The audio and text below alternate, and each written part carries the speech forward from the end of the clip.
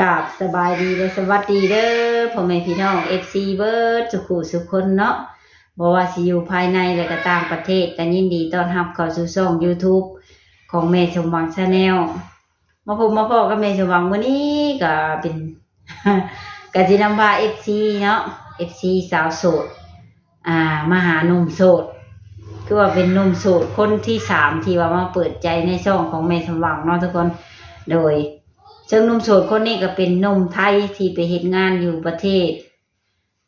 อิสราเอลพุ่นน่ะเนาะเพิ่นอยากออกมาเปิดใจหาคู่ชีวิตไปเลยว่าง่ายๆเพิ่นน่ะเพิ่นก็เลยทักแชทมาเนาะอยากเปิดใจหาเมียเลยบ่อยากคุยเล่นๆเพิ่นว่าประมาณนี้อายุก็หลายแน่แล้วเพิ่นว่า27 ปีแล้วเพิ่นน่ะเนาะก็เลยติดต่อมาอยากเปิดใจกันมื้อนี้เฮาก็สิได้มาสัมภาษณ์กันทางโทรศัพท์เนาะทุกคนโดยส่วนที่เป็นจังไดนั่นเฮาก็จังไปเบิ่งไปชมพร้อมๆกันแต่ก่อนอื่นก็เนาะฝากกดไลค์กดแชร์กดติดตามให้ช่องแม่สมหวัง Channel นี่เด้อทุกคนเด้อฝากไว้ในอ้อมอกอ้อมใจนี่เด้อเนาะโดยแล้วก็ที่สำคัญเนาะ ที่ขาดบ่ได้ก็คือต้องกราบขอบคุณFC ทุกท่านเนาะที่เข้ามากดเบิ่งกดชมทางคลิปแม่สมหวังแต่ต้นจนจบก็ขอให้ FC จงอยู่ดีมีแรงสุขภาพเข้มแข็งอายุมั่นขวัญยืนเนาะความเจ็บบ่ให้ได้ความไข้บ่ให้มีหาเงินหาทองก็ให้โชคให้มานให้ร่ำให้รวยเฮงๆรวยๆขึ้นกว่าเก่าเด้อเนาะสาธุก็โอเคเพื่อบ่เป็นการซักซ่าเสียเวลาเฮาก็ไปไปร่วมกับหนุ่มโสดเพิ่นพร้อมๆกันเด้อโดยสบายดี เลย เปิดคลิปมาวันนี้ก็หนุ่มโสดอีกเนาะเลยยังมาเปิดใจบ่ครับผมมาเปิดใจ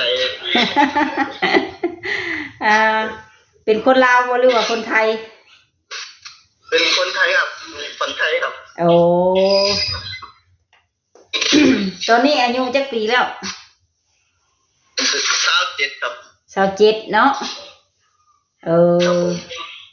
ผ่านมายังบ่เคยแต่งงานจักเทื่อบ่หรือว่าแนวใด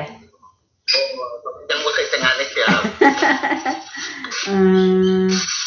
ถือว่าเป็นหนุ่มโสดเนาะตอนนี้เฮ็ดงานอยู่ไสอยู่จังหวัดใดอยู่ตอนนี้การอยู่อิสราเอลครับอิสราเอลนี่ต่างประเทศเนาะผมอยู่ต่างประเทศครับตอนนี้อยู่ต่างประเทศไปได้จักปีแล้วฮะไปได้ปี 2-3 เดือนแล้วครับเฮ็ดงานกลางเว้นบ่หรือว่ากลางคืนกลางเว้นครับตอนนี้บ่ทันมีคำครับตอนนี้อยู่ทางนี้สิ2 ทุ่มเลย เงินเดือนแพงบ่ครับแพงอยู่ครับคันเทียบเป็นเงินบาทเนี่ยถึงเดือนเท่าไหร่ฮะเดือนนึงก็ที่30,000ครับโอ้เนาะแพงหลายแล้วครับผมคือมื้อนี้นี่ ออกมาเปิดใจหาคนคุยซื่อๆบ่หรือว่าหาคู่ชีวิตไปเลยหาคู่ชีวิตไปเลยครับเพราะคนคุยแล้วก็จะหาแล้วนะครับอายุก็เติมปีละเรื่อยๆนะครับ ก็คือว่าภาษาบ้านเฮาก็คืออยากได้เมียไปเลยเนาะครับผมอายุก็สิหลายขึ้นแล้ว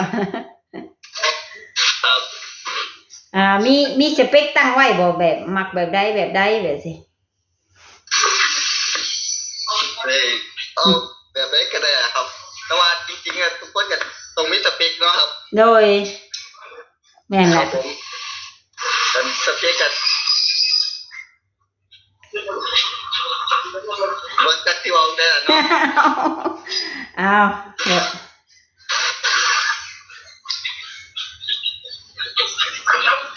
สเปคของผมก็ประมาณตัวน้อย อืมอืมอยู่ที่ใดก็ได้ครับว่าจะหักเขาดีหรือเอา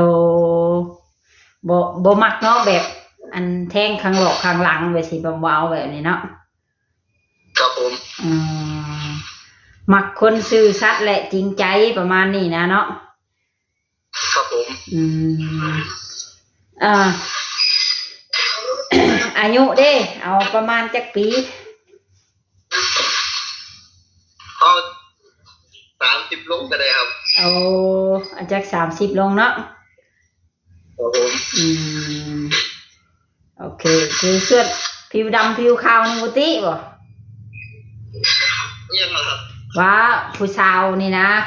คนดำหรือว่าคนขาวนี่ก็บ่ติบ่สมมุติเพิ่นเป็นแม่ห้างนางหมายเด้รับได้อยู่บ่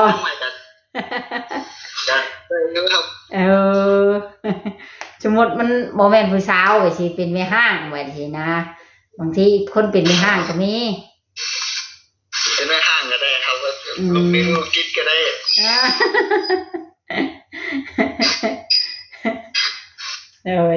คือออกมาเปิดใจนี่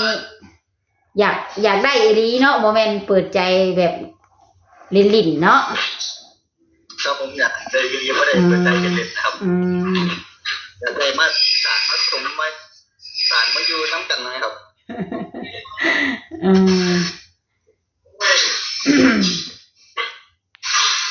ซึ่งมาการดูการกินของสาวลาวดูง่ายๆแต่งตัวง่ายๆเบิ่งแล้วน่าฮักเลยครับ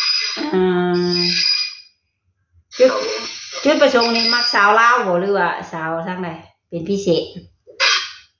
เอามักสาวลาวนี่แหละครับถ้าว่าได้แล้วนี่มีคุยกันเข้าใจแล้วนี่ตกลงเอากันนี่สิเอาเมียไปอยู่ประเทศอิสราเอลนำพุ่นบ่หรือว่าได้ไปเฮ็ดงานกันอยู่พุ่นบ่ไปเฮ็ดมาเฮ็ดงานบ่ครับแล้วแต่ถ้าเจ้าสิมาเพิ่นทำวีซ่าต้องถามเป็นเบื้องก่อนครับแพงบ่เฮ็ดวีซ่าบ่แพงอยู่ครับประมาณแสนปลายว้าต้องขายหน้าเป็นธงเลยเนี่ยทั้งพี่ชื่อหน้าได้เป็นธงเลยแสนปลายๆครับผมผ่านมาเนี่ยยังบ่เคยมีผู้สาวบ่เคยลมเคยจีบอยู่บ่เคยมีกระโดดนะครับเป็นโสดฟ้าโดนน่ะโสดมา5-6 ปีแล้วครับโอ้เคยมีผู้สาวตอนนั้นเจ้าของอายุ20-21นั่นนะครับถือเขาฮักอกบ่หรือฮักอกผู้สาวเขาฮักอก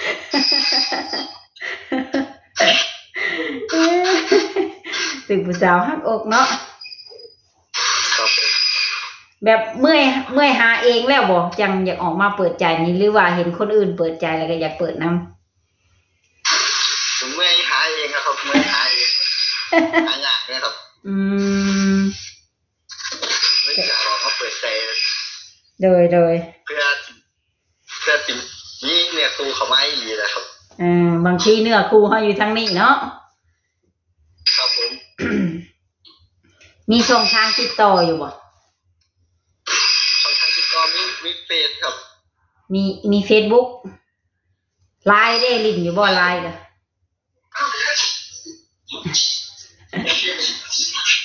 ส่วนมากเป็นแต่เฟซครับไลน์กับมีอยู่แต่ไลน์บ่ค่อยได้เล่นโอ้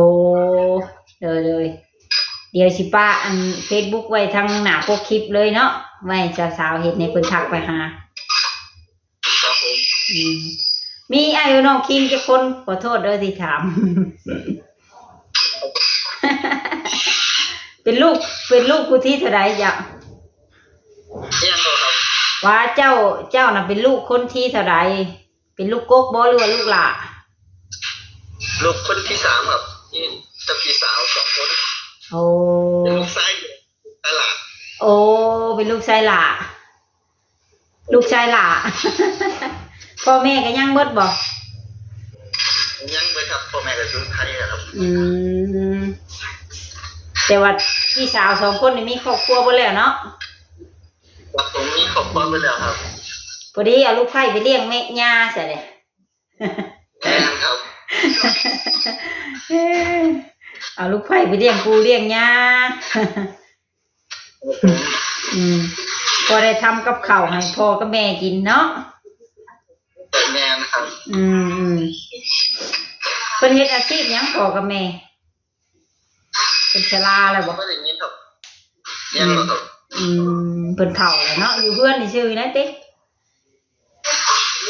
ครับผมผู้เฒ่าที่ยังเพิ่นก็ยังว่าเฮ็ดให้ตายครับพอดีตายบัดแล้ว เจ้าเอาเมียไปแล้วก็ผลิตลูกแล้วก็ให้เพิ่นเลี้ยงคนเฒ่าพื้นคืออย่างนี้ได้อุ้มหลานเลยก็หวังว่าสิโชคดีเนาะครับก็ขอให้โชคดีตอนนี้ยังเฮ็ดงานอยู่บ่หรือว่าจังได๋ตอนนี้เฮ็ดงานอยู่ครับนี่บรรยากาศเฮ็ดงานแล้วเฮ็ดงานเกี่ยวกับดอกไม้บ่น่ะนี่ครับดอกไม้ส้มโอ้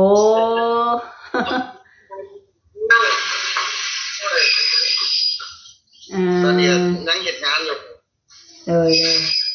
ก็โอเคซะเนาะเดี๋ยวถ้ามีสาวๆคนใดสนใจก็สิส่งบอกเด้อมีหยังอยากฝากถึงผู้สาวบ่ซะว่าผู้สาวนั่งเบิ่งอยู่คือแม่สมหวังนั่งอยู่นี่สมมุติเวลาลงคลิปไปเด้ครับคือให้ฝากพิจารณาผู้ชายคนนี้เด้อฮักเทียฮักลีเลยเดี๋ยวเอามาสานเป็นผู้ชีวิตผู้สานผู้ชมนะครับเลยถามอีกคนนึงถามว่าเวลาได้เมียแล้วเนาะเวลาโกรธกันนี่มีวิธีแก้ไขแน่ไหนสิง้อเมียได้ไหนถ้าทางเนี้ยก่อนเขาต้องเย็นจะต้องงอเป็นหรือว่าสิตบจูบไปเลยบ่หรือว่าได้ไหน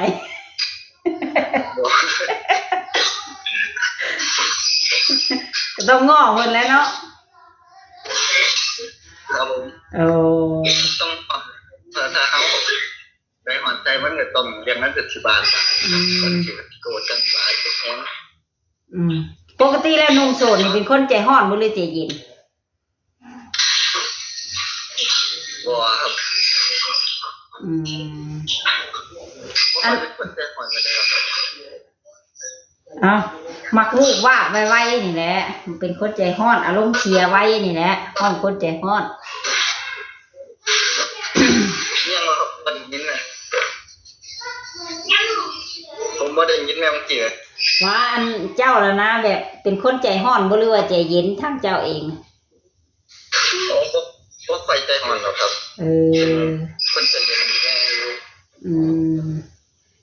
แล้วอันเมียเด้มักคนใจร้อนบ่หรือใจเย็นทางเมียเขามักคนใจเย็นนะครับคนใจร้อนนั่นก็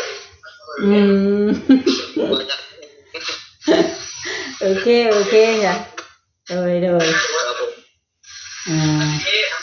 ถ้ามีได้ใดสิส่งบอกเด้อเลยก็โอเคเนาะเฮ็ดงานต่อซะเนาะเลยสบายดีบ๊ายบายก็เป็นจังไดเนาะทุกคนหลังจากที่ได้ลงกับหนุ่มโสดเพิ่นแล้วเนาะทุกคนก็หวังว่าสิถึงอกถึงใจบ่หลายก็น้อยเนาะทุกคนส่วนช่องทางติดต่อนี่แม่สมหวังสิฝากไว้อยู่ในคลิปเลยเนาะโดยทางว่าสาวๆท่านใดเห็นหรือว่าอยากทักหาเพิ่น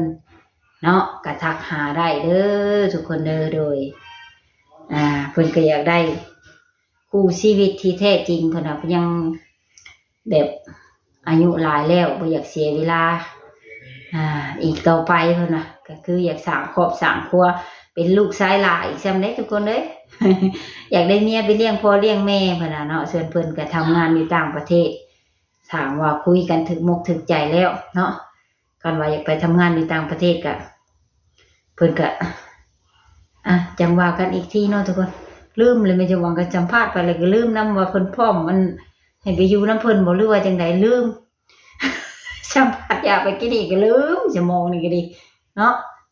ก็เบิ่งในคลิปแหละเนาะทุกคนโดยก็โอเคสำหรับคลิปนี้ทางว่าภาพใดหรือว่าคำบอกคำจาอะไรมันบ่สุภาพเนาะแม่สมองก็ต้องกราบขอโทษขออภัยหลายๆเด้อทุกคนเด้อโดยก็โอเคเนาะทุกคนก็ไว้พบกันใหม่ในคลิปหน้าสำหรับคลิปนี้ก็สิได้กล่าวคำว่าสบายดีบ๊ายบาย